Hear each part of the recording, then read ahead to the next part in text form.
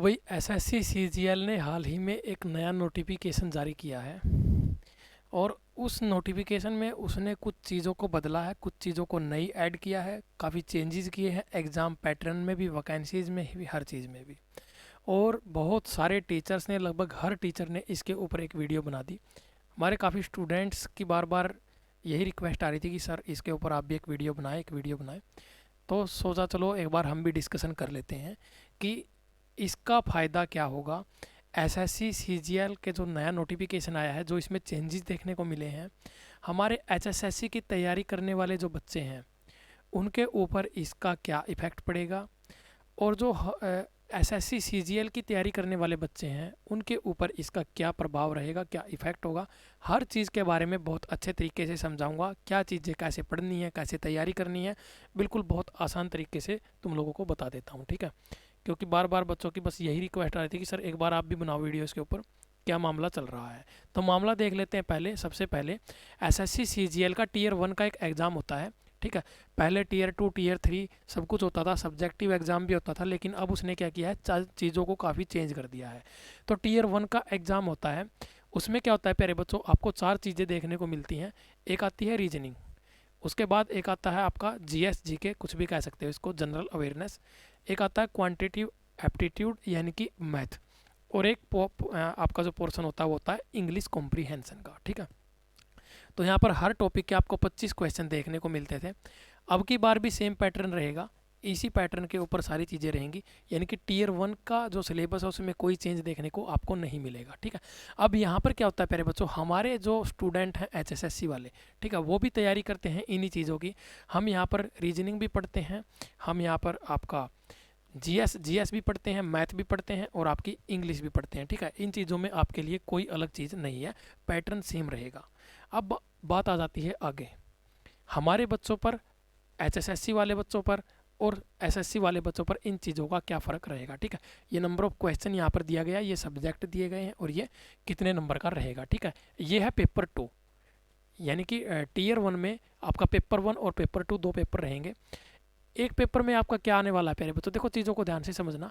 यहाँ पर क्या होगा, मैथमेटिक्स, ठीक है। टीयर 2 की बात मैं कर रहा हूँ, वहाँ पर आपका मैथ आएगा और केवल 30 क्वेश्चन आपको देखने को मिलेंगे।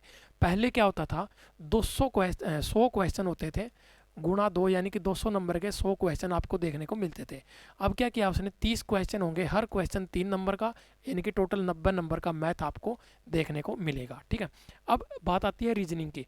तो रीजनिंग का कोई पार्ट जो है आपको, कोई रीजनिंग का कोई रोल नहीं होता था टीयर 2 में, लेकिन अब रीजनिंग के भी 30 क्वेश्चन आपको देखने को मिलेंगे, और आसान क्वेश्चन नहीं होंगे, लेवल बहुत हाई होगा, क्योंकि हर एक क्वेश्चन के 3 नंबर आपको दिए जा रहे हैं। तो ये चीज़ अब दिमाग से निकाल दो कि बहुत आसान चीज़ें रहेंगी। लेकिन 30 में से, ठीक है, इनके ऊपर मैं बाद में बात करूँगा, पहले हम थोड़ा सा और आगे देख लेते हैं आगे क्या क्या चीज़ें पूछी गई हैं। तो हमारे लायक क्या चीज़ है इसमें, इंग्लिश है, जनरल अवेयरनेस है और कंप्यूटर है, ठीक है। ये सारी चीज़ें हमारे लेवल की हैं, हमारे लिए हैं। आगे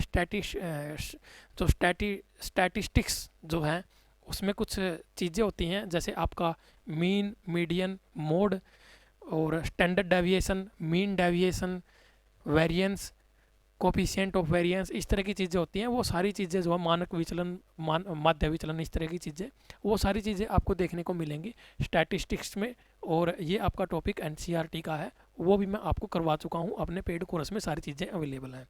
तो प्यारे बच्चों अब देखो, हमारे पास टीयर 2 में हमारे जो बच्चे होते थे एचएसएससी की तैयारी करने वाले, वो ज़्यादातर अपना जो कॉन्सनट्रेट करते हैं वो जनरल अवेयरनेस जीके पर ही करते हैं, ठीक है। तो उनको ऐसा लगता था कि भाई इसमें क्या होता था, 200 क्वेश्चन इंग्लिश के आते थे पहले टीयर 2 में, ठीक है, और सीजीएल मेंस में, और 100 क्वेश्चन मैथ के आते थे, 2 पेपर होते थे।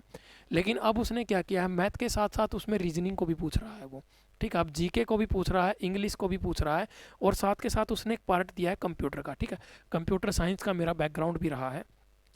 तो अब इनमें से मैं क्या चीज़ें आपको पढ़ाने वाला हूँ, क्या क्या नहीं पढ़ाने वाला हूँ, पहले वो सुन लेते हैं, फिर मैं बताऊँगा कि इसके ऊपर आपका क्या असर रहेगा। तो पहले बच्चों, मैथ तो आप लोगों को पता ही है, मैथ मेरा मेन सब्जेक्ट है, तो मैथ में आपको कोई दिक्कत नहीं आएगी, ठीक है। जो आप एचएसएससी लेवल का मैथ पढ़ते हो, टीयर 1 के एग्ज़ाम के लिए वो बहुत ज़्यादा हाई है, उससे कम ही लेवल रहता है टीयर 1 का। टीयर 2 का जो मैथ होगा, यहाँ पर 30 क्वेश्चन आपको देखने को मिलेंगे। इसमें से 25 क्वेश्चन मिनिमम आपका जो अपना पेड कोर्स है 199 में अभी चल रहा है, इस कोर्स में आपको 25 क्वेश्चन आप मिनिमम यहाँ से कर जाओगे। 5 क्वेश्चन आपको थोड़ा सा लेवल हाई करके मिलेगा, जिसके बारे में मैंने अभी, क्योंकि एसएससी सीजीएल मेंस को लेके मैंने टारगेट बैच नहीं बनाया, 75% में कवर करता हूँ उसी बैच से। उसके बाद बात आती है आपकी रीजनिंग की, ठीक है। तो रीजनिंग का ये टॉपिक भी मेरा अपना टॉपिक है, क्योंकि इसमें मैं ज़्यादातर प्रीवियस ईयर ही करवाता हूँ। मैथ मैं पढ़ाऊँगा आपको, ठीक है। रीजनिंग के प्रीवियस ईयर मैं आपको करवाऊँगा। इंग्लिश मैं नहीं पढ़ाने वाला हूँ आपको, ठीक है। जनरल अवेयरनेस में अगर मैं हरियाणा जीके की बात करूं तो वो मेरा सब्जेक्ट है, और इसके अलावा कंप्यूटर भी मैं आपको किसी हद तक पढ़ा रहा हूं, ठीक है। तो 3-4 सब्जेक्ट यहाँ से मैं अपने आप पढ़ा रहा हूं, और एक टॉपिक और है स्टैटिस्टिक्स का, वो भी मैं ही आपको पढ़ा रहा हूँ।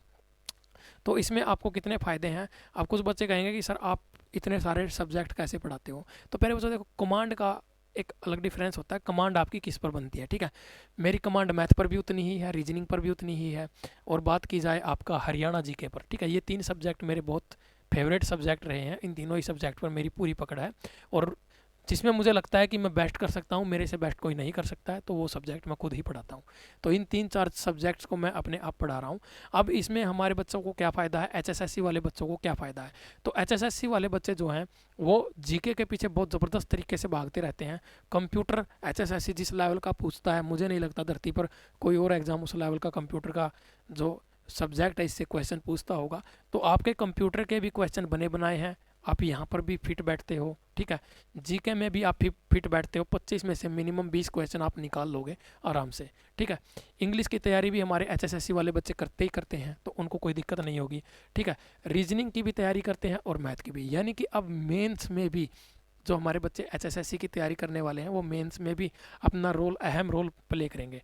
लेकिन यहाँ पर एक फ़ायदे के साथ साथ एक नुकसान भी है। अब वो नुकसान बता देता हूँ, क्योंकि कोई भी चीज़ होती है उसके कुछ बेनिफिट्स होते हैं, there are some advantages and some disadvantages of everything, ठीक है। हर चीज़ के कुछ लाभ और कुछ उसकी हानियाँ होती हैं, उसके नुकसान होते हैं। तो नुकसान क्या है, नुकसान ये है, पहले कुछ बच्चे ऐसे होते थे जो सिर्फ और सिर्फ एसएससी सीजीएल या सीएचएसएल मतलब एचएसएससी की ही तैयारी करते थे। हरियाणा एचएसएससी से लेना देना उनका कोई नहीं था, ठीक है। लेकिन अब जो बच्चे एसएससी की तैयारी करने वाले हैं, इसको मैं साफ कर देता हूँ एक बार, ठीक है। जो बच्चे एसएससी की तैयारी करने वाले हैं, सिर्फ और सिर्फ एसएससी की, ठीक है, एसएससी वाले बच्चे अब एचएसएससी वाले एग्ज़ाम को भी देंगे, ठीक है। क्यों? क्योंकि वो सारी चीज़ें पढ़ेंगे, कंप्यूटर भी पढ़ेंगे, जीके भी पढ़ेंगे। क्योंकि पहले क्या होता था, जीके का इतना मेन अहम रोल नहीं होता था, लेकिन अब जीके का मेंस में भी रोल आ गया है, और टीयर 1 में तो है ही। तो प्यारे बच्चों, बच्चे जो है एसएससी वाले बच्चे अब एचएसएससी में भी कूदेंगे, वहाँ से भी बच्चे यहाँ पर आएंगे, कंपटीशन बढ़ाएंगे, ठीक है। और एचएसएससी वाले बच्चे एसएससी में कूदेंगे, ये वहाँ जाकर कंपटीशन बढ़ाएंगे। इन दोनों की अब एक जद्दोजहद जो है वो शुरू हो चुकी है। ये इफेक्ट आपको देखने को मिलेगा इस नए पैटर्न का। एसएससी और एचएसएससी दोनों अब मर्ज हो गए हैं, ये मान के चलो दोनों के बच्चे अब मर्ज हो जाएंगे, इकट्ठे एग्जाम देंगे दोनों जगह पे। अब उसके बाद बात आती है हमारी, एक मेरा भी दिमाग में क्वेश्चन रहता है एक चीज़ को लेके, मैं एक चीज़ और देखना चाहता हूँ। ये चीज़ हमने देख ली है, ठीक है। अब मैं एक चीज़ और देखना चाहता हूँ, वो क्या है, जो यूपीएससी है और एक एचपीएससी है, हरियाणा पब्लिक सर्विस कमीशन, जहाँ से एचसीएस के एग्ज़ाम कंडक्ट करवाए जाते हैं। मैं इन दोनों में एक नोटिफिकेशन इन दोनों से भी देखना चाहता हूँ। और उसमें मैं क्या देखना चाहता हूँ, यूपीएससी में भी मैथ, रीजनिंग, इंग्लिश, कंप्यूटर, और सेम एचपीएससी में भी अगर ये सारी चीज़ें एक नोटिफिकेशन आ जाए कि भाई इस तरह से आपका पेपर होगा, ये सब्जेक्ट भी अब आपके ऐड कर लिए जाएंगे। और मैं तो कहता हूँ कि वो जो एक फेवरेट सब्जेक्ट वाला जो सब्जेक्ट चूज किया जाता है, उसका फंडा ख़त्म कर देना चाहिए। कुछ इस तरह से ही पेपर होना चाहिए यूपीएससी का भी और एचसीएस का भी, जैसे ये पेपर का पैटर्न दिया गया, बहुत बढ़िया पैटर्न है, इसी पैटर्न पर चीज़ें होनी चाहिए। और मुझे लगता है सीईटी वीईटी का एग्ज़ाम भी ख़त्म कर देना चाहिए, इस तरह की चीज़ें होनी नहीं चाहिए। लेकिन अब जो चीज़ें गवर्नमेंट करती है उसके सामने कोई क्या ही कर सकता है, ये तो हम कुछ कर ही नहीं सकते इस चीज़ को लेके। हाँ, इम्पोर्टेंट बात यह है कि ये सारी चीज़ें बहुत ज़बरदस्त रहेंगी। अगर इस तरह का कोई नोटिफिकेशन देखने को इन फ्यूचर मिलता है तो मैं तो ज़रूर देखना चाहूँगा, मुझे अच्छा भी लगेगा। और हमारे HSSC वाले बच्चे अब SSC के लिए भी तैयार हो जाएँ। और अगर किसी को लगता है कि जो हमारा बैच है उसमें मेरा कंप्लीट मैथ का बैच है 199 में है, तो उसमें मैंने 150 प्लस क्लासेज पढ़ाई हुई हैं मैथ की। और अभी उसमें अपडेट चल रहा है आपका NCERT को मैं अपडेट कर रहा हूँ, क्योंकि अब NCERT का बहुत अहम रोल होने वाला है CGL में भी, क्योंकि वहाँ से उसने प्रोबेबिलिटी को भी बोल दिया कि मैं प्रोबेबिलिटी भी करूँगा। उसके अकॉर्डिंग ही मैंने प्रोबेबिलिटी की क्लासेज अब स्टार्ट कर दी हैं। आज मैंने 2-3 क्लास भी रिकॉर्ड कर दी हैं उसकी नए सिरे से। और इसके साथ आपका स्टैटिस्टिक्स का भी ये टॉपिक भी हम कवर करेंगे। और इसके अलावा अगर कोई और टॉपिक है, परमुटेशन कॉम्बिनेशन का भी एक आध क्वेश्चन शायद देखने को वहाँ पर मिल जाए, लेकिन HSSC के लिए तो ये बहुत ज़्यादा इंपॉर्टेंट है। तो ये पूरा टारगेट करेगा अपना मैथ का कोर्स जो है, ये SSC CGL को भी टारगेट करेगा और आपका इसको भी टारगेट करेगा। HSSC को तो टारगेट करता ही है। इसके अलावा कोई भी एग्ज़ाम आप मान के चलो, कंपटीशन लेवल का कोई भी एग्ज़ाम दे रहे हो तो हर जगह पे आपको टारगेट करता है। ये वाला कोर्स मैंने बहुत बेहतरीन तरीके से इसमें चीज़ें तैयार की हुई हैं। तो प्यारे बच्चों, बस इतना ही था। इम्पोर्टेंट इन्फॉर्मेशन ये थी आपके लिए कि भाई कहाँ पर आपको नुकसान है और कहाँ पर आपको फ़ायदा है। मुझे उम्मीद है ये चीज़ें आपको अब समझ में आ गई होंगी।